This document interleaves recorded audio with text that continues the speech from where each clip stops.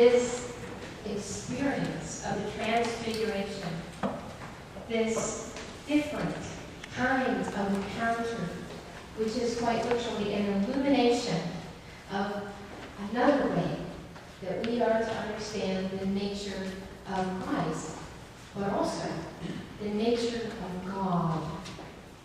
Now, we've talked before about how the human community, through time, continues to learn and reflect on who God is, what God is, and our relationship to that God. And in the stories we have in our tradition about the Transfiguration, we hear an important change in symbolic relationship which we need to pay attention to. In the old tradition of the Hebrews, as we have in that book of Moses in our Old Testament reading, before this experience that Moses presents in his community of having encountered God and survived, that's an innovation in the time of Moses. Because up until then, people very much believed that no one could encounter a direct relationship with God. No one could survive it. So for him to basically not become zapped or a piece of bacon, okay, but to encounter God in an intimate fashion and survive, that alone makes him an object of fear. Makes him a new thing that has never existed before. A person who survived an encounter with the sacred. Also, up until then, there's a whole series of prohibitions and restrictions and rules and regulations that characterize the human relationship with God in the Hebrew community. Lots and lots of rules as the law to keep. And here comes Moses, down from his encounter with God, with a Reader's Digest abridged version of just 10. If you keep these basic 10, he says, you're good. You're good. Just focus on me. And so, not only has he come down and survived, he brings this innovation with the people who basically spent entire lifetimes believing, no, this is how you have to be. This is how you have to think. This is how it looks like to be in a relationship with the Lord. And he comes with an innovation and says, not only did I survive, but I have this Reader's Digest version. You can all relax a little bit. Well, the idea that they are simultaneously attracted to the idea of having a relationship with God and repulsed by the innovation of it causes them to basically say to Moses, you're freaking us out.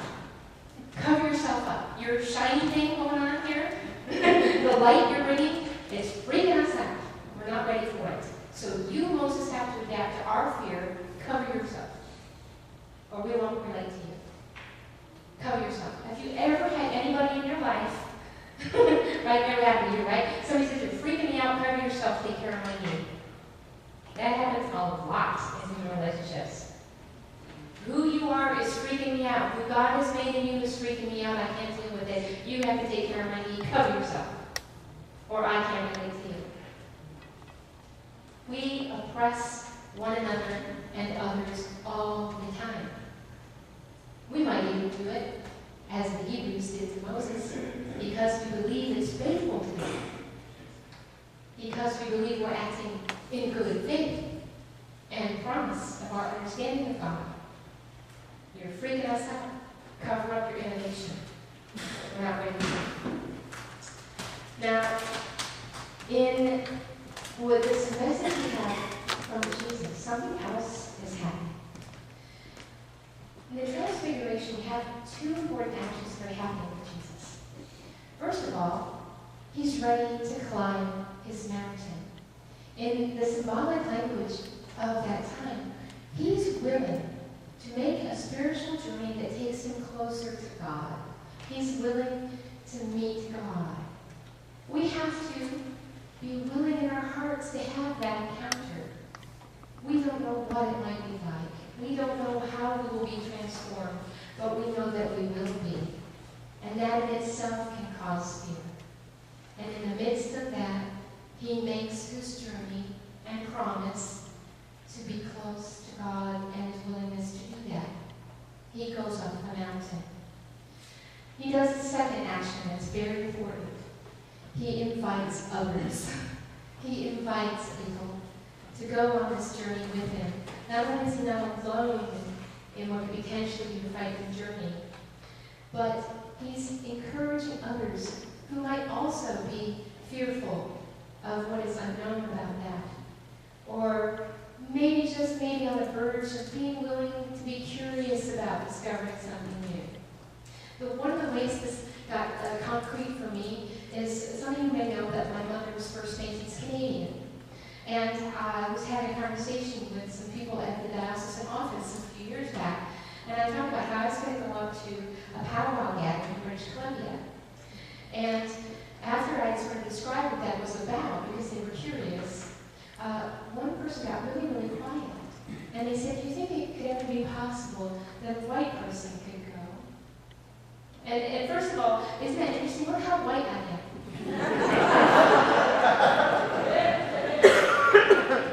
I'm pretty darn peachy.